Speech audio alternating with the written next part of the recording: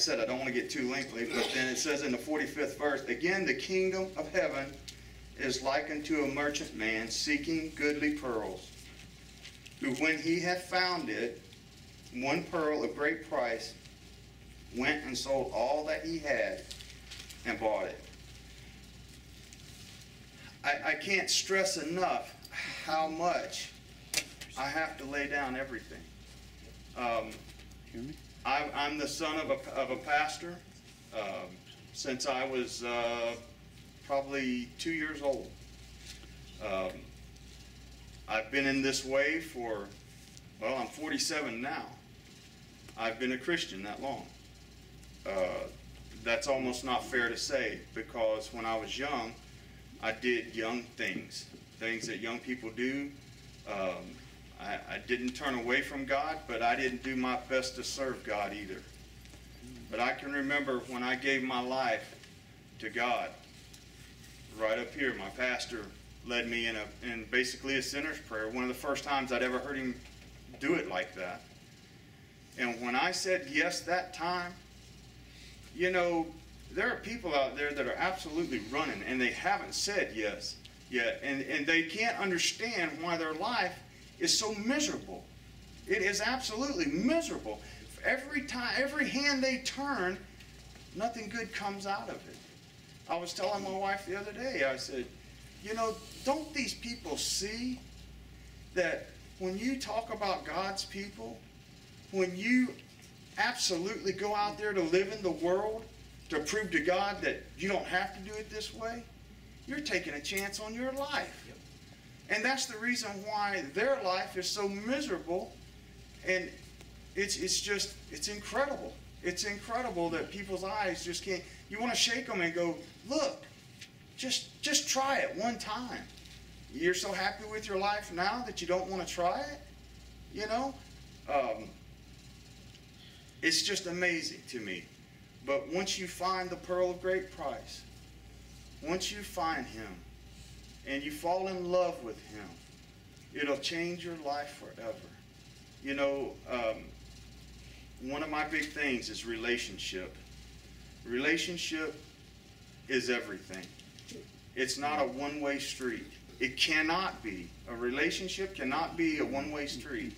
It has to be a two-way street. You have to communicate with your wife or your husband, or things are going to get pretty rough around your house. Well, it's the same way with the Lord. You have to talk to him. You have to yield to him. I find myself now wanting to draw closer and closer to God. The end time's coming. I don't know what else to say. I look at people all over, some even in churches, and they're not in any distress. They're not in any scatter mode or anything like that. They think that this is just going to go on forever, but it's not. The time is very short. So then it says, again, the kingdom of heaven is like unto a net that was cast into the sea, and gathered all kinds, fish of every kind, which when it was full, they drew it ashore, and sat down, and gathered the good into vessels, but cast the bad away. That word vessel just showed up again. We've heard about it for the last couple of weeks, and we heard about it last night. A vessel. And to be caught, the good is going to be put in vessels, and the bad's going to be discarded. That's pretty simple. So I don't want to be discarded. I want to be one of the good fish. I don't know.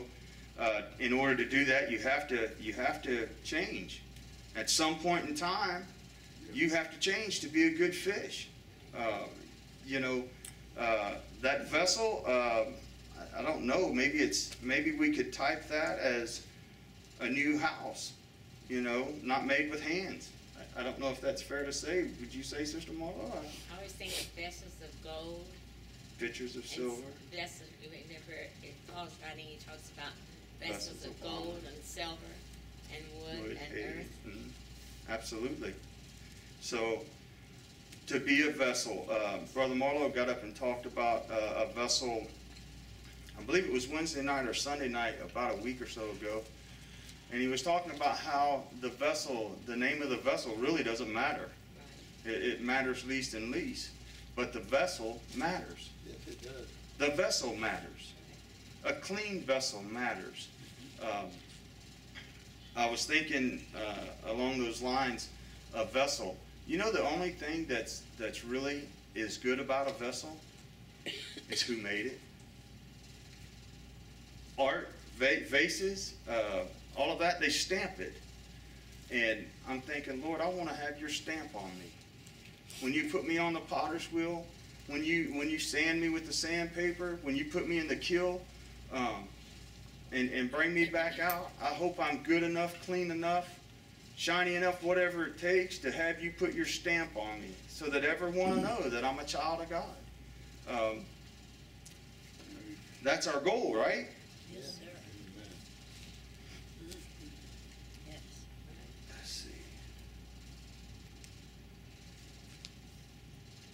Oh, the 49th verse. For so shall it be at the end of the world. The angels shall come forth and serve the wicked from among the just. Sever. Excuse me? Sever. Sever. I'm sorry. My right eye is really messing with me. Shall sever the wicked from among the just. And we've heard Sister Marlowe's even talked about the chaff and the wheat growing with the chaff. And that's not always going to be. The weeds aren't always going to be there. God's going to take care of that. And you know, the thing about it is nobody gets away with anything. You know, it's been said several times this weekend that God sees everything. He doesn't miss a thing. He doesn't miss anything. Whether it's good or whether it's bad. He doesn't miss anything. And you'll answer for what you do, what you don't say when you're supposed to say it, or what you say when you shouldn't have said anything. You'll answer for it. I will answer for it. Let me go to... Brother Dean? Yes, ma'am? Let me do that, if you don't mind. Absolutely. In 2 Timothy 2 and 19, said, Nevertheless, the foundation of God standeth sure, having this seal. The Lord knoweth them that are his, and let everyone that nameth the name of Christ depart from iniquity. But in a great house there are not only vessels of gold and silver, but also of wood and earth, some to honor and some to dishonor. If a man therefore purge himself from these, he shall be a vessel unto honor, sanctified and meet for the master's use, and prepared unto every good work. It goes with what you're saying. Absolutely, and it's going with right where I want to go next too. Romans 8, but I want to look at Romans 6 first. I may have those out of order.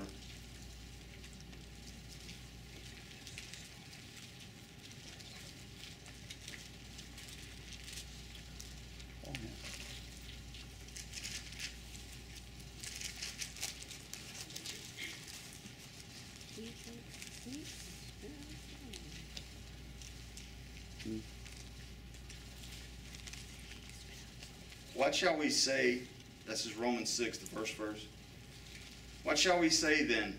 Shall we continue in sin that grace may abound? God forbid. How shall we that are dead to sin live any longer therein? That's pretty straightforward. We have to lay this down. It's got to go. It's not going to go with you. I said in the beginning, you got to leave the junk outside. You're not going to take it with you. Then it says, know ye not that so many of us as were baptized unto Jesus Christ were baptized into his death? Therefore we are baptized with him, buried with him, buried with him by baptism into death, that like as Christ was raised up from the dead by the glory of the Father, even so we also shall walk in newness of life. And that's what I'm striving for. Newness of life. I have no need for this down here. I've said it before, I'm just a pilgrim and a stranger passing through. And that's the way we all should look at that. I don't plan on having millions and millions of dollars. If God blesses me in that way, he blesses me in that way. I don't expect to have I don't really expect to have anything because I know that it's not going to be long. And I know that I love the Lord so much that I want to give him my all, absolutely my all. And to where it's no longer me. I want to live after the Spirit. I want the Spirit to have life. I don't want to continue in this life. I really don't. I don't have any plans on leaving anytime soon, but I'm ready when he calls me. You know, that's a fact. I'm ready when he calls me. And I want to continue now to do whatever it is he wants me to do. I want to work in the field, so to speak. I want to be able to say an encouraging word, show my love where I'm supposed to. Brother Embry said, trim my lamp, and clean. I think Brother Terry Harrison said, clean the globe so that the light would be bright. That's what I need to do. That's what you and I need to do. We need to lead others to Christ. We need to lead people to Christ. And, you know, once we get them here, God will do the rest. You know, the old saying is we try to skin them before we can get them in the boat. And that's just not the way it is. Do you know God's already picked and chose who's going to walk through those doors? He absolutely has. We don't know who they are, so we better treat them everyone right. Every one of them. I don't know that I'm an overcomer. I like to think I'm on my way. I don't know, Brother Bush, if you're an overcomer. I don't know who's 30, 40, 60, or 30, 60, or 100-fold. I don't know who that is, but I better treat them all like they're all overcomers. Absolutely. There better not be any slideness or anything like that. I better treat you all, because, you know, God's the one that picks that, you know, and I better keep my hands off of that. You know, that's not my job. That's totally his. But I want to love his people. I want to, you know, God will let you know. He'll let you recognize his people by the way they talk, because they're going to have some truth in them, you know. But that doesn't mean that the ones coming off of the street that don't know anything, that they're not chosen either. Right. Because the ones that got the penny in the 11th hour, they're going to make up just like we did. It's going to happen quick, too. And I just told you that God can change everything overnight. People that need to know something, he can give it to them overnight. He can make things happen overnight. Just to speed up this whole process. He's God. He doesn't live by my time. He doesn't live by your time. But we need to recognize what time it is. You know? So, let's see. There was so much to this chapter, and I don't want to read the whole thing. I am having a problem with my right eye. But there is a couple of verses that I did want to highlight. And then one of them was the 16th verse.